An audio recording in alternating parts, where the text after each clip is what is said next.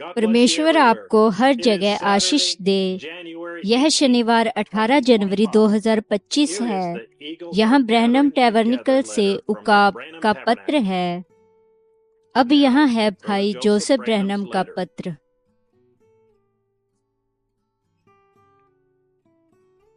प्रिय लेपालकपन पाए हुए लोगों, हमारे पास क्या ही शानदार सर्दी का ऋतु है, जब पवित्र आत्मा दुल्हन के लिए अपने वचन को प्रकाशित कर रहा है। ऐसा पहले कभी भी प्रकाशित नहीं किया। हो सकता है हमने जिन चीजों को अपने पूरे जीवन में सुना होगा, पढ़ा होगा और अध्ययन किया होगा, वे चीजें अब बेपर्दा हो रही हैं, प्रकट हो रही है। ऐसा इससे पहले कभी भी नहीं हुआ। इसी दिन के लिए मनुष्य ने हजारों वर्षों से प्रतीक्षा की है। उन सभी ने उन चीजों को सुनने और देखने की लालसा की और प्रार्थना की जिन्हें हम देखते और सुनते हैं।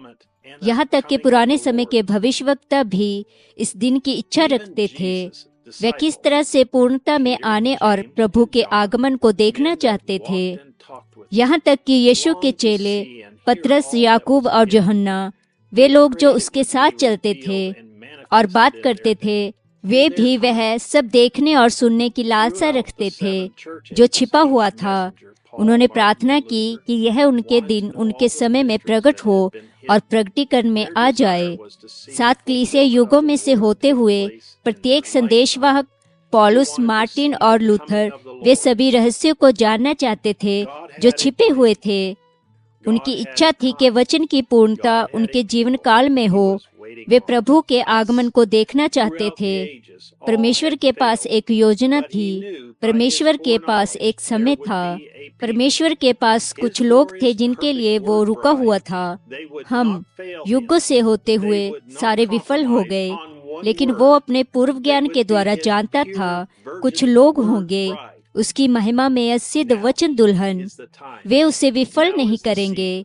वे एक शब्द पर भी समझौता नहीं करेंगे। वे उसकी शुद्ध कुमारी वचन दुल्हन होंगे।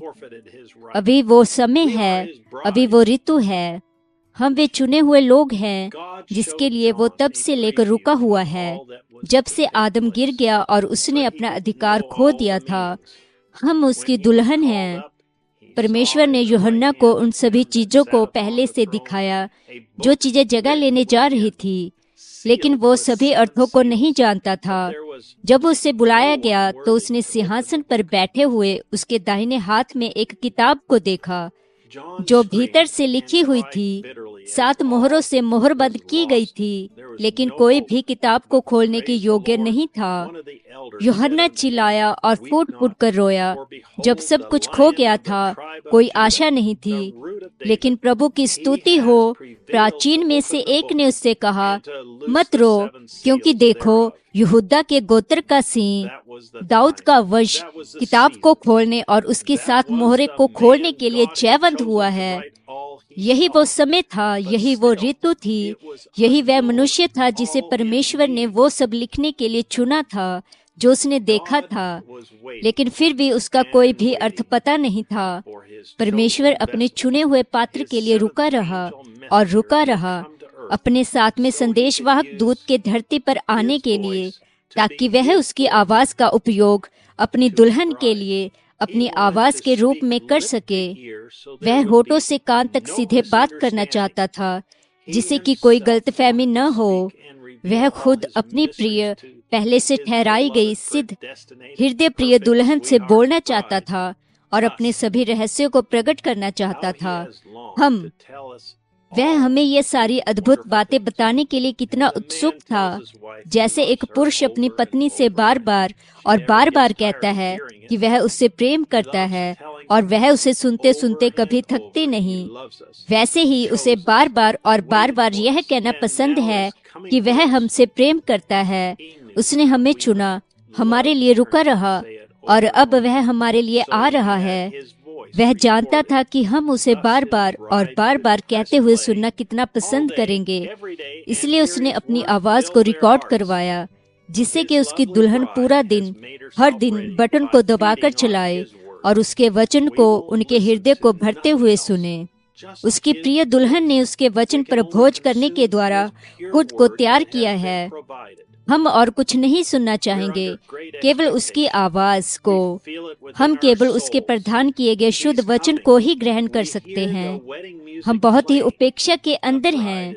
हम अपने प्राण के भीतर उसे महसूस करते हैं। वह आ रहा है। हम विवाह की संगीत को बजता हुआ सुनते हैं। दुल्हन बीच गलियारे में चलने के लिए लगभग तैयार है। सभी खड़े हो जाते हैं। दुल्हन अपने दूल्हे के साथ आने वाली है। सब कुछ तैयार हो चुका है। वह घड़ी आ पहुंची है।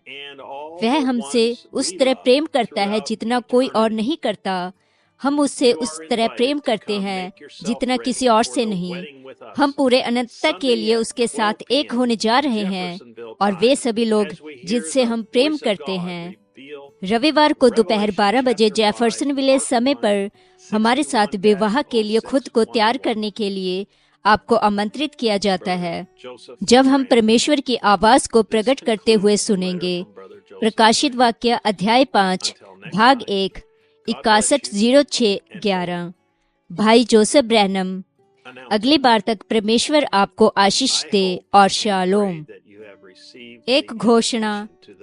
मैं आशा करता हूँ और प्रार्थना करता हूँ कि आपको महान विवाह का निमंत्रण प्राप्त हुआ होगा और आप दुनिया भर में दुल्हन के एक हिस्से के साथ मिलकर योजना बना रहे होंगे जो ताजा मन्ना के रविवार को दावत करेंगे। यदि आप विदेशी देश में हैं और आपके फोन पर सीमित डाटा है, तो एसवी फेलोशिप ने ब्रैनम टैबरनेकल के साथ सहयोग किया है ताकि हर सप्ताह शनिवार को 12 से 56 अनुवादित प्रचार ऑडियो फाइल को परिवर्तित और अपलोड किया जा सके। अपनी भाषा के साथ ऑडियो फाइल का चयन करें और फिर आप बहुत कम या बिना डाटा के टेप उपदेश सुन सकते हैं। यह व्हाट्सएप उपयोक्ताओं को जंगलों में गहरे में परमेश्वर की आवाज सुनने की अनुमति देता है।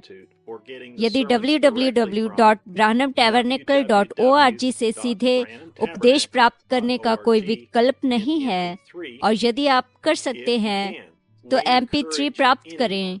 हम उन सभी को प्रोत्साहित करते हैं जो अंग्रेजी जानते हैं और उनके लोगों के लिए वचन सुनने का बोझ है कि वे अपने फोन को स्पीकर के रूप में उपयोग करें और भविष्यवक्ता को बोलते हुए अनुवाद करें। यदि भविष्यवक्ता बहुत तेज बोल रहे हैं तो रोकें, बटन दबाएं और अनुवाद को पकड़ने दें। मैं आपको चुनौती देता हूं कि आप सोचें कि यदि भविष्यवक्ता आपके चर्च या घर में आ रहे होते तो आप उनकी बात को उन विदेशी भाषाओं में पहुंचाने के लिए सब कुछ करते जो विश्वासी बोलते हैं। सेरा विस्टा फेलोशिप ने गो टेल अदर्स नाम से व्हाट्सएप ग्रुप बनाया है। मुझे व्हाट्सएप +15025990020 पर मैसेज करें। मैं आपके साथ लिंक शेयर करूंगा। अगली बार तक परमेश्वर आपको आशीष दे और शालोम।